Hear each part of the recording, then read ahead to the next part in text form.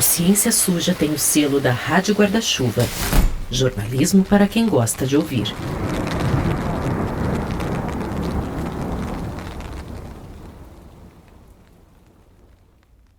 Então, a gente começa hoje com essa gravação ao vivo do podcast Ciência Suja. Não sei se vocês conhecem, mas quem não conhece, conheça. Temos aqui a querida Chloé Pinheiro. Oi, gente. Chloé Pinheiro aqui. No fim de julho, rolou a reunião anual da Sociedade Brasileira para o Progresso da Ciência, a SBPC, lá em Niterói, no Rio de Janeiro. Dentro desse evento, o Instituto Serra Pilheira, que apoia a gente aqui, organizou um dia de debates muito massa. Uma das mesas foi sobre ciência aberta e tudo que está nesse guarda-chuva, que às vezes parece até meio grande demais, para ser sincera. E lá estava eu mediando esse papo. Oi, gente, bom dia. Como vocês devem ter reparado e a Clarice avisou, essa conversa vai ser gravada, esse papo vai ser editado, então a gente vai ter um momento para conversar com vocês também, vamos abrir para as perguntas, mas o que vocês disserem pode ser usado contra vocês depois. Bom, eu não vou fingir costume, porque foi a primeira vez que a gente gravou desse jeito, com uma sala cheia de ouvintes do Ciência Suja. Então foi uma baita honra para mim. Quem estava na mesa comigo era o Luiz Augusto Campos, sociólogo, professor da Universidade Estadual do Rio de Janeiro e consultor do Ciência Suja na temporada que a gente fez sobre racismo e colonialismo na ciência. E também a Clarissa Carneiro, que é gestora de dados do Serra Pilheira. Os dois manjam muito de ciência aberta e começaram a conversa justamente explicando o que é esse negócio. De um jeito bem resumido, a gente pode definir ciência aberta como um movimento que busca tornar a ciência mais acessível e transparente, tanto para os pesquisadores quanto para a sociedade. A Unesco tem uma definição formal que a Clarissa trouxe para a roda. Escuta aí. Eles dividem a ciência aberta em 4 eixos assim, de acesso aos produtos que são gerados pela ciência, então acesso aberto aos artigos, aos dados, um acesso aos meios de produzir a ciência, uma participação do público na ciência, como uma abertura da ciência à participação de não cientistas, e também a abertura da ciência em relação a outras formas de conhecimento não acadêmicos, né? Que aí entram os conhecimentos tradicionais e de outras comunidades não científicas. Historicamente, a ciência foi construída de uma forma fechada, hermética. Uma coisa feita em boa parte por homens brancos, que depois escrevem artigos científicos que vão ser revisados por outros homens brancos e circulam numa panelinha de acadêmicos, geralmente brancos. Isso não invalida o que a ciência conquistou. E lógico que sempre houve quem contestasse isso, mas foi só nas últimas décadas que um coro contrário a esse isolamento ganhou força e o termo ciência aberta se popularizou. E tudo começou pela face mais visível dessa discussão, que é quem acessa o conhecimento científico. Hoje, os grandes grupos editoriais, que são os donos das revistas científicas, têm muito poder sobre a produção da ciência. Bom, é o fato de estar publicado numa revista que faz um artigo ganhar visibilidade e respeito, porque isso indica que ele foi revisado formalmente por outros pesquisadores independentes. E isso guia os rumos da ciência, não só pela seleção do que ganha destaque, mas também porque a produtividade é uma medida importante para a carreira do pesquisador, ou seja, o quanto ele publica e onde ele publica. Enfim, a gente falou bastante sobre isso no episódio Publicar ou Perecer, de agosto de 2024. Então fica a dica aí para quem quer saber mais. Mas só para dar um contexto aqui. No modelo tradicional, o pesquisador submete o artigo e a comunidade científica paga para ler. Só que aí começaram a criticar muito isso, justamente nessa onda de abertura da ciência. Daí os grupos editoriais começaram a inverter a lógica. O texto até pode ficar disponível de graça, mas aí o autor daquele artigo tem que pagar para que ele seja publicado. Uma taxa, aliás, que para os brasileiros pode ultrapassar os R$50 mil em alguns jornais, aqueles mais prestigiados principalmente. Então, tipo assim, a ideia foi boa, democratizar o acesso, mas aí se criou outro problema, que são essas taxas. E todo mundo acaba pagando 2 vezes, porque o modelo antigo coexiste com esse. Então, uma hora você está pagando para publicar e na outra você está pagando para ler. O governo brasileiro, para ter ideia, gastou R$421 milhões em 2025 para bancar o portal de periódicos da CAPES, que disponibiliza gratuitamente para cientistas brasileiros esses conteúdos, boa parte deles pelo menos. Isso é quase o mesmo valor dedicado às bolsas para estudos no exterior. E quem recebe essa grana é peixe grande, viu? Só que elas, em geral, existem ou só podem existir porque elas estão associadas a esses publishers, a essas editoras que são aí muito invisíveis mas que no fundo é quem de fato determina ou condiciona ou influencia o funcionamento das revistas. Quando a gente fala desses publishers internacionais, a gente está falando de trilhões de dólares sendo mobilizados. Aí você ouviu o Luiz Augusto Campos. Além do currículo de peso que eu já falei antes, ele é editor-chefe do periódico Dados. O Luiz estava explicando que os periódicos são controlados por publishers gigantes. E eu não estou exagerando no gigante, não. Em 2024, a Elsevier, um dos principais grupos, teve uma margem de lucro de 1,5 bilhão de dólares. É uma margem de 38%, maior do que a da Apple. Imagina quanta bolsa de pesquisa que não dava para pagar com isso, né? Mas e aí? Dá para viver de outro jeito? Dá para ter outra lógica de publicação? Em tese, a gente poderia pensar no mundo em que essas editoras não existissem, em que essa exploração injusta do trabalho científico não existisse e que a gente teria um grande ou vários grandes repositórios livres, abertos e etc. O problema é que a ciência tem uma lógica um pouco intrínseca de produção de desigualdades que na sociologia, para usar um termo cafona, a gente chamaria de desigualdades estamentais, baseadas em prestígio. Então é óbvio que todo mundo aqui é a favor de uma ciência mais igualitária, mas no fundo, o que a ciência quer é produzir descobertas enormes, que tenham muitas citações e que sejam muito renomadas. Um dos pontos mais críticos desse papo é a tal revisão por pares. O Luiz falou meio de brincadeira num papo comigo antes do evento que a revisão por pares é tipo a democracia. A gente defende como a melhor opção, mesmo sabendo que ela não está funcionando muito bem.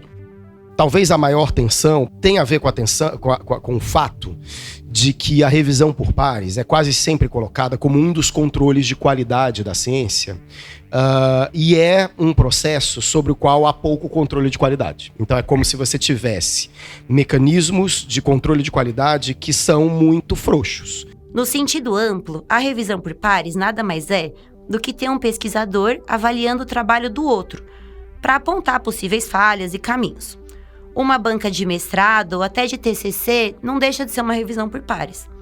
Mas no mercado editorial da ciência, você submete um artigo para uma revista e aí outros pesquisadores avaliam seu estudo para ver se vale a pena ele ser publicado ou não. E a primeira treta disso é o que o Luiz falou. Não tem ninguém avaliando os avaliadores. Então esse processo tende a ser pouco transparente e muito subjetivo. O editor escolhe os revisores que ele conhece, baseado em critérios próprios, que a gente também geralmente não sabe o que é. A revisão é, na maioria das vezes, duplo cega. Então o parecerista não sabe quem é o autor do artigo e o autor não sabe quem está avaliando o trabalho dele. Tem vários outros formatos, mas esse é o mais dominante. Isso diminui a chance de um artigo ser aprovado só porque veio de um nomão, ou, por outro lado, dele ser reprovado porque veio de um desafeto, ou de uma mulher, de um cientista do sul global, enfim. Sim, ainda tem muito preconceito na academia. Esse formato de duplo cego também tem seus problemas, apesar de visar ali uma maior neutralidade. Primeiro, porque nem sempre é possível fazer de verdade o cegamento.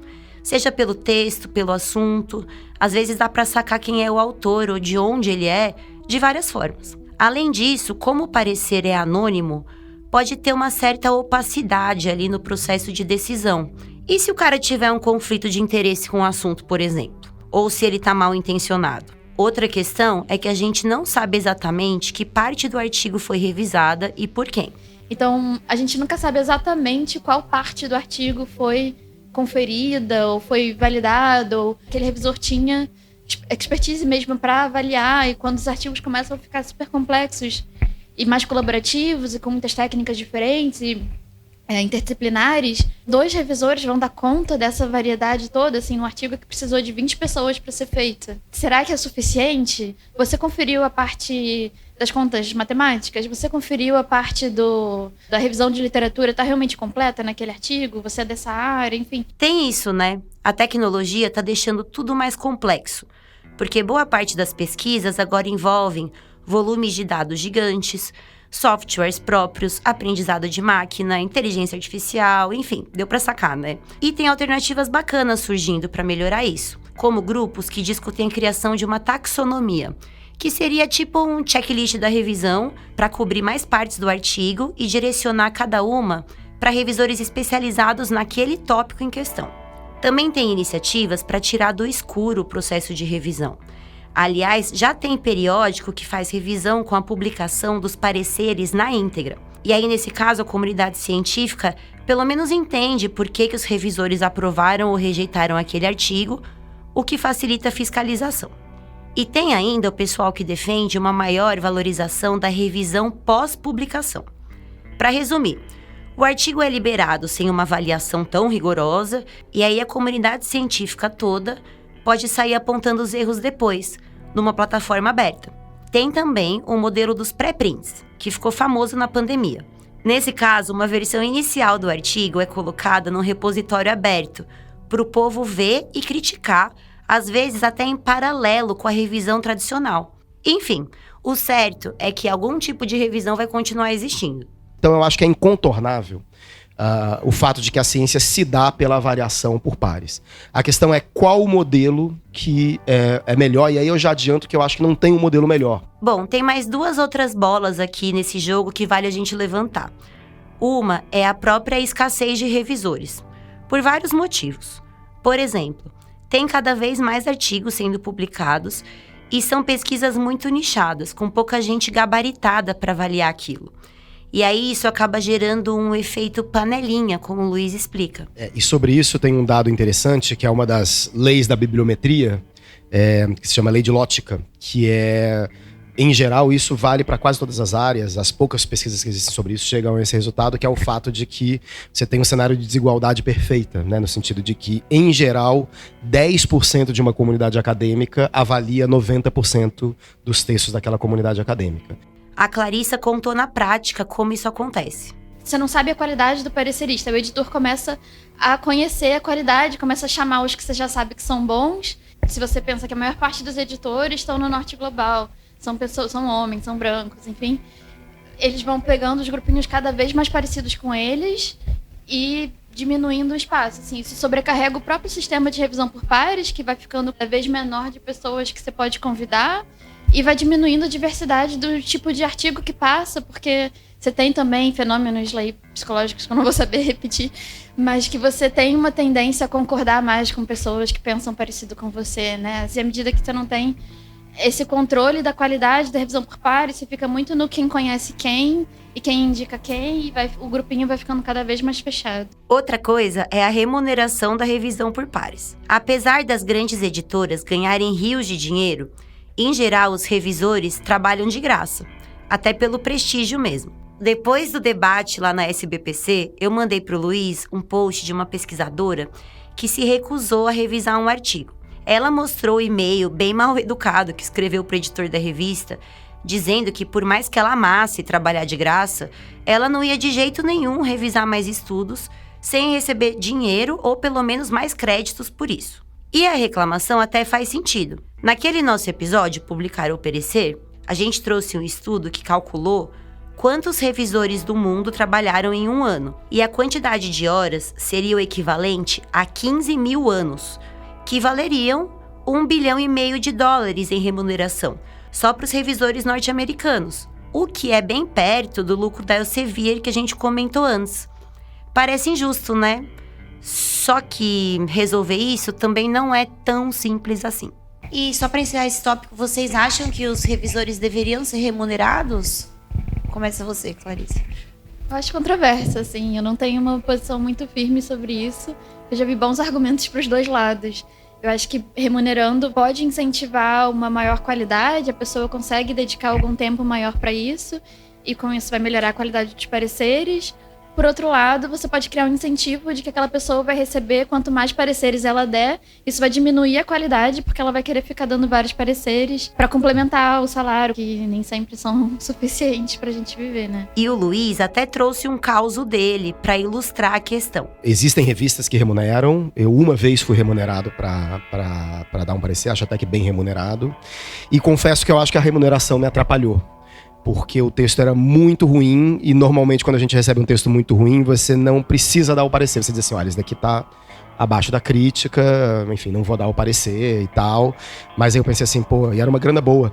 E aí eu pensei assim, não, então eu vou dar um parecer recusando o texto, mas aí eu vou dar o parecer todo. E eu fiquei assim no meio, falei assim, o que a gente não faz por dinheiro, né? Em vez de botar grana no meio, uma saída é reconhecer mais o trabalho dos revisores.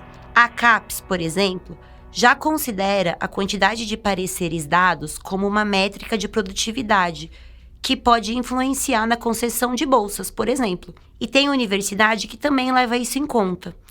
Então tem caminhos possíveis aí. A gente só precisa olhar melhor para isso, e inclusive olhar com consciência, porque o Luiz e a Clarissa reforçaram que tem muito pouco estudo sobre a revisão por pares.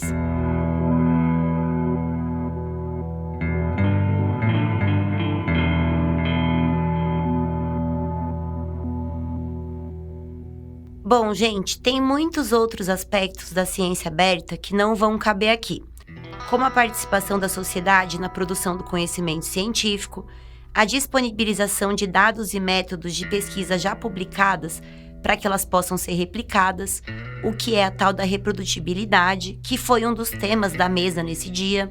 Mas acho que o que ficou de mais impactante para mim desse debate todo foi o quanto a ciência aberta exige mais de nós todos como sociedade.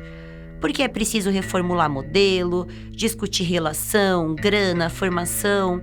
A ciência deixa de ser um dogma, uma coisa que saiu do laboratório do cara branco, para ser uma coisa construída em conjunto. Aliás, nesse sentido, o Luiz fez uma outra provocação bem interessante, que é, afinal, o quanto a ciência pode ser, de fato, aberta? Eu vou dar uma resposta polêmica. Eu acho que é incontornável o fechamento da ciência. Quando a gente fala de ciência aberta, a gente não está falando de uma meta, de uma ciência completamente aberta. A gente está falando de processos que vão, basicamente, regulando esses graus de fechamento. Por que eu estou dizendo isso? Porque quando a gente fala, por exemplo, de avaliação por pares aberta, a gente ainda está falando de avaliação por pares. Ou seja, ela ainda é fechada a quem entende daquele processo. O Luiz falou isso porque, mesmo que a gente abra muito a ciência, ainda assim vai ser preciso algum grau de especialização para compreender e discutir ela com qualidade. E especialização, parando para pensar, também é um tipo de fechamento, né? O que o programa da ciência aberta contesta não é essa lógica da especialização, mas é basicamente se ela precisa ser tão fechada a ponto de que a própria especialização é prejudicada. Então, se eu fecho tanto a minha metodologia a ponto de que ninguém entende aquela metodologia, ou é impossível qualquer tipo de replicação daquela metodologia, a lógica de fechamento da ciência se tornou contraditória. Particularmente, eu acho que metodologias, descobertas ousadas, nascem de métodos ousados. E métodos ousados muitas vezes não são compreensíveis ou considerados legítimos nem pelos pares. Se a gente voltar às anedotas que eu contei, eu não vou lembrar o nome, mas houve uma recepção da teoria da relatividade do Einstein que dizia assim, isso daqui é signo, isso daqui é horóscopo. Né? Ou seja, a própria recepção por um físico do período, né? Tanto que o Einstein só ganha o Nobel dele muitas décadas depois, porque a física da época dizia assim, não, isso daqui é cabalístico, esse cara aqui não faz sentido o que ele está dizendo. Isso reforça a importância de abrir mais esse debate, mas reforça também o fato de que o debate científico sempre vai ter um determinado grau de fechamento. Então eu acho que a oposição não é propriamente entre uma ciência hermética, fechada, especializada, e uma ciência aberta, idílica, mas é quais são as aberturas que a gente tem que fazer para que essa ciência progrida, seja de qualidade. A Clarissa falou em uma ciência, abre aspas, tão aberta quanto possível, tão fechada quanto necessário. Tem coisa que vai ficar protegida mesmo, como dados sensíveis de participantes, por exemplo. Mas tem coisa que pode e deve ficar mais acessível. Até porque, além do impacto da abertura para a produção de conhecimento em si, Esse movimento todo também visa aproximar a academia e sociedade. O lado da ciência estar aberto para a participação do público não significa que o público vai chegar até lá. E aí, como fazer essa aproximação é a parte que mais me desafia, assim. Ou seja, não adianta só abrir no papel. E também é preciso pensar se aquela iniciativa específica pode reforçar ou agravar desigualdades que já existem na ciência. E aí seria o efeito justamente oposto ao esperado. A ciência tem uma lógica também intrínseca de produção e aprofundamento de desigualdades. Essa lógica é intrínseca, justamente porque a ciência é uma maratona, uma Olimpíada de filtros, em que está todo mundo competindo o tempo todo, da qual se tira 1%, 10% e assim sucessivamente. Mas essa lógica de produção das desigualdades, ela tem que ser matizada para ela não prejudicar a própria ciência. Se a gente pegar os maiores crimes que vocês do Ciência Suja adoram, que a ciência cometeu, eles têm quase sempre a ver com esse processo de homogeneização do topo. Então, por exemplo, a gente tem muito menos pesquisas sobre saúde das mulheres do que saúde dos homens, a gente tem muito menos pesquisas sobre doenças tropicais do que doenças do norte global. Não precisamos lembrar que a ciência é hoje uma fonte importante para a gente contestar as ideias racistas, mas a ciência no passado foi a principal fonte de ideias racistas. Eu gosto de pensar que o elemento fundamental de participação social na lógica da ciência é a gente cuidar de como essas desigualdades não produzirão contrastes maiores na exclusão de determinados grupos da ciência, e por isso que eu acho que a agenda de diversidade na ciência não é só uma coisa bacaninha que a gente faz para aparecer bem na foto, mas é algo central para o seu funcionamento. No fim, talvez a pergunta certa nem seja como deixar a ciência 100% aberta, até porque já deu para perceber que isso nem existe. Talvez a pergunta seja: quem decide quais portas ficam fechadas e por quê?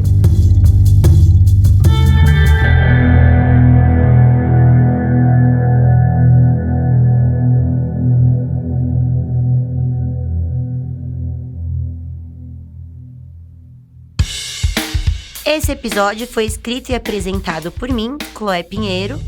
A edição do roteiro é do Telro Preste, com pitacos da turma toda. A edição de som, mixagem, trilhas e masterização são do Felipe Barbosa.